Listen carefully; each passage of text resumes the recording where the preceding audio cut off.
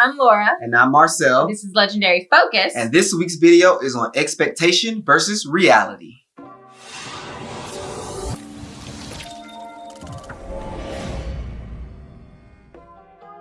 Now, if you've been on the internet more than 10 seconds, you've seen the meme, expectation versus reality. And we've got good chuckles out of them, but laughing at other people's pain is funny until you start looking at yourself and noticing this stuff can really apply to my life too. Consider this, we've all done this probably. It's where you see something that you think is cool, you're like, oh my gosh, I really want to emulate that. So then you start mirroring what you see that person do, thinking that you're going to get the exact same result. Yeah. That's your expectation. I mean, you're doing what it seems like they're doing, but the problem is you're just mirroring the last step. Trying to emulate somebody's end result without putting in all the work that they did to get to that result in the first place is a slap in their face, and it's going to make you upset in the end anyways. Not only that, but you can't live somebody else's journey, period. So you have to manage those expectations. Don't base your reality off of somebody else's reality, because you guys are two totally different people. Meaning you create two totally different realities. So one of these major traps that we all fall into when talking about expectation versus reality is relationships. Especially with Valentine's Day, like just a few days ago. The 14th snuck up, and even though Laura and I had a conversation about what we were and weren't going to do, I still felt bad. Right, that we still needed to do something, even though we talked about this, because it was the expectation that was put on from everyone around us. We wanted to go see a movie just because, and instantly someone's like, oh, is this for Valentine's Day? And we're like, no. Oh shoot, it is Valentine's Day. I guess we are getting a movie and ice cream on a normal day. It's really interesting because we don't think about where we get these expectations from. A lot of times we're emulating things that are subconsciously put on us, like from TV, through music, through how we were raised, yes, society. Just the people around us, from the cash register lady at the ice cream shop. All of these people put expectations on us, which warp our realities. We have to reclaim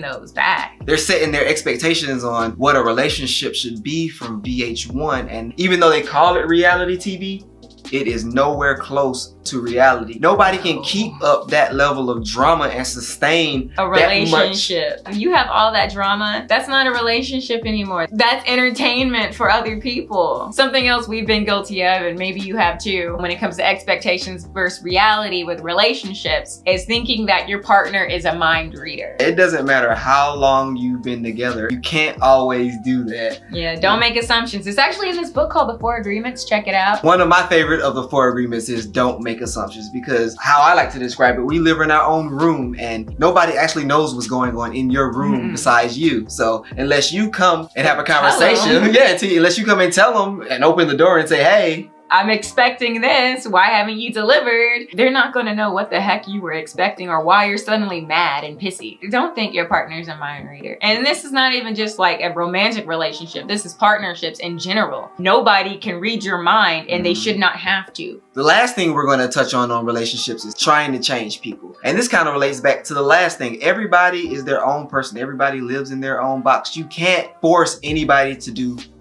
anything. If you expect someone to do something and they fall short of that expectation and you become angry about it, you set yourself up for failure. You set yourself up for complete frustration when you go into a relationship thinking, I'm gonna change this person into my perfect man or woman. And I bet you can list off 4 of your friends who've done this, male or female. And you might have done it too. Because I mean, I know in some earlier relationships, I went in thinking, the delusion that, oh, my will is strong enough to change other people, which is so silly when I put it out loud. Or not only that way, just in reverse, not knowing the changes that you need to make in a relationship. It's always the other person's fault. It's always the other. It's never my fault. No. I'm perfect. Our careers or jobs are another area where our expectations don't always meet reality. So an expectation that we've been fed since elementary school is go to college and you will immediately get a great job. Well, that doesn't always technically work. Not for all career paths. Sometimes apprenticeships are a better path to go down. And I know for me personally, that is the path that I had to go down. But people always force feed you that you have to go to school, go to college. I did 3 years at Georgia State for computer information technology. You want to know how many computers I touched? 0. In 3 years. In 3 years. Zero computers. I took financing. I took accounting. I took all these things that had nothing to do with what I wanted to do. And so eventually I got fed up and I went and did what I wanted to do. I'm not even gonna lie, I didn't go to college. Before you think that we're knocking all colleges, we're not saying that. We're just our personal experience. I didn't go to college. Instead, I looked into mentorships and found someone who was doing what I wanted to do in acting. Instead of going to a college, I studied for 5 years with someone doing what I wanted to do, got an agent, and started booking TV shows. And that works for that type of career path. Now, if you want to be a doctor, you better take yourself to college. I'm just saying. And this kind of ties into the classist system that we kind of have in our society, where people think that one person is better than another because they have a degree, which is totally untrue. Totally untrue. Just think about it. If your refrigerator went down today and you had to call a guy to fix it, I don't care what your pay grade is, that guy is smarter than you. Last expectation we're going to talk about when it comes to jobs and careers is the idea that just because you work somewhere for many, many years means you're irreplaceable. If you died tomorrow, I bet you your replacement would be there next week. I guarantee it. That's the way it works. People put their hearts and souls and really health on the line for these companies for 20, 30, 40 years. In the 50s, 60s, and 70s was set up to sustain this kind of system with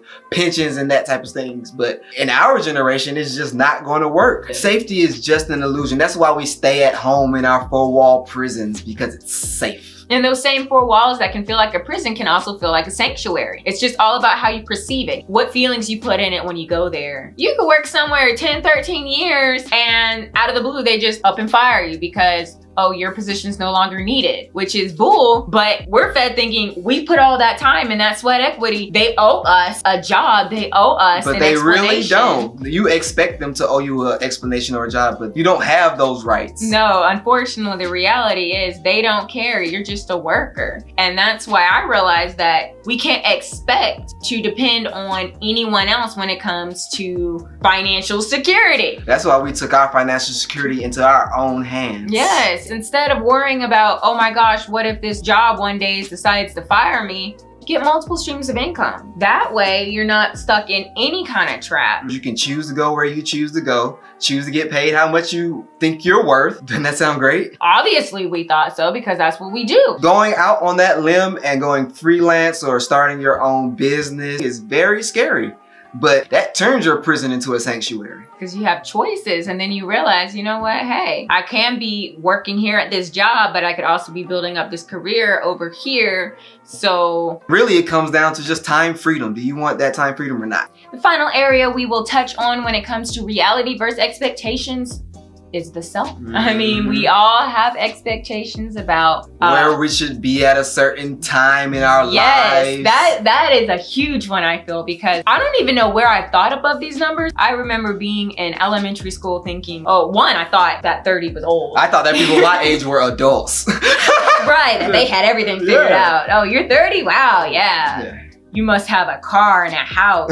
And I do. I mean, well, hey, look at that. But the whole point of having your life completely figured out and not having to worry about everything and that life would fall into place as soon as you hit a certain age is ridiculous. It doesn't even make any sense. At every moment, we don't know what's gonna happen to draw our attention or our energy. So we can't say that we know exactly what our life's calling is. It is hugely unfair for us to ask a child, even at 18, what they want to be for the rest of their lives. Right, that's a long time. That is a long time. I'm sorry, I know where I was at 18. I did not know what I wanted with my life. You didn't even know who you are. You just had however many years of schooling where you were taught who to be. Another area where we slip up with our expectations with ourselves is that we should always be happy or that we should always have this much energy. And that it comes effortlessly. No, it doesn't. Sometimes it takes work. And this brings us back to the 4 agreements. Another one of those agreements is always do your best. But what you have to realize is that your best changes from moment to moment. Your best is not always gonna be going. Sometimes your best is just resting, and you have to understand that. Once again, your expectation is that you can go. Clean, work. But reality is your body needs a break. You owe it to yourself to relax. Yeah, it's like, why would you want to retire when you're tired? If you retire early, then you can actually have all this time to do what you want to do with your life when you have energy. to do it. Speaking of retirement, it's like there's the expectation that money buys happiness. Once again, it's not reality. You can have all the money in the world. Look at a lot of these celebrities and athletes. They get paid buku bucks, but how many wind up in rehab facilities? Think about it like this. If you had all the money in the world and you could just travel from country to country, you'd have fun for the first 20 countries, the first 30 countries, but after you got to 50 countries, the money is not what's making the excitement, it's the experience. And really, I feel like we're all here to experience, to share these experiences with other people and knowledge with other people, and to learn as much as we can. Money is just the tool to help you do these things. Yes, it's not going to make you any greater of a person. It's just going to really amplify what you already are. So that's why you have to do that internal work as you're building your funds up. So then once you have them, you know who you are with that money. Ooh. So I'm gonna touch on this because our people always talk about reparations. Let us get our reparations, but you want to keep it real, we're not ready for reparations because we would do the same things that we did with the money, and in 10 years the money will be exactly where it was before. Back in someone else's hands. So just going off that, what Laura said, we've got to do that internal work first. Your income will never surpass your mindset. And what are you gonna do with a mule anyway? Right? Well, I have no use for a mule, but you can give me those 40 acres though. So you know we weren't just gonna give you all of these expectations versus realities without actually providing any solution. No, we never will leave you hanging like that. Nah.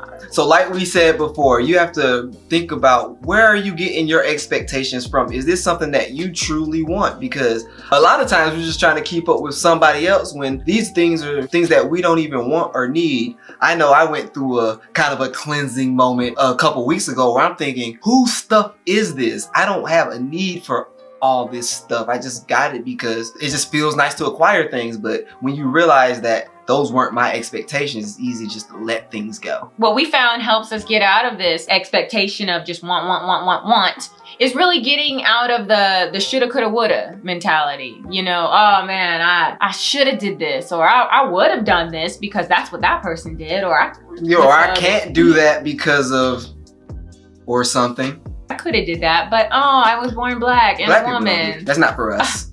I can't be a millionaire. Darn.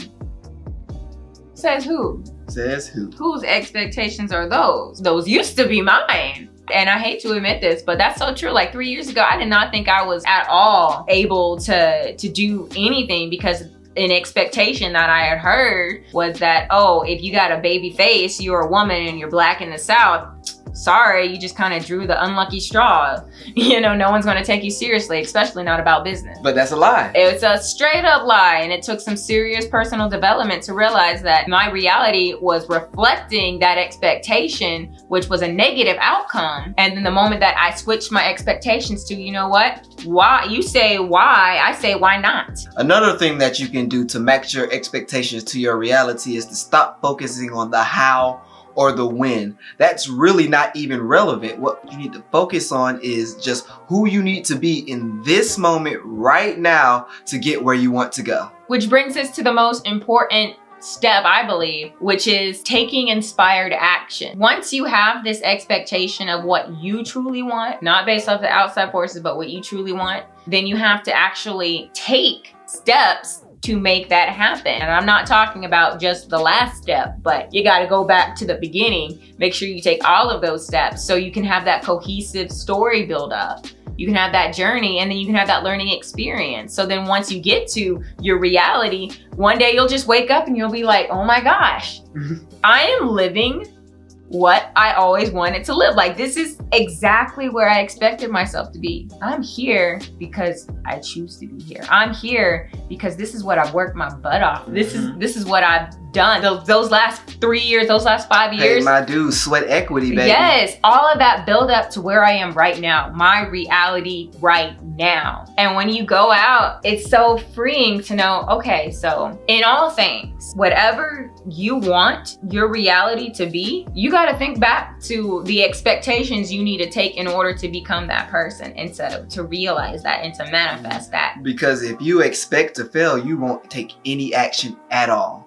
And where does that get any of us? Nowhere. Nowhere. So just do something, please. Anything. Anything. Do you have any expectations versus realities that you want to share with us in the comments below? If so, type them up. We'd love to read them for reals. We want to see what you guys have to say. If you have any suggestions for us, any videos you want us to make, definitely drop those in the comment section as well. And as always, like and subscribe to our video and ring the notification bell to see our video next week. Well, that's all the time we have today. Remember, focus on making every day legendary. You're worth it. Peace.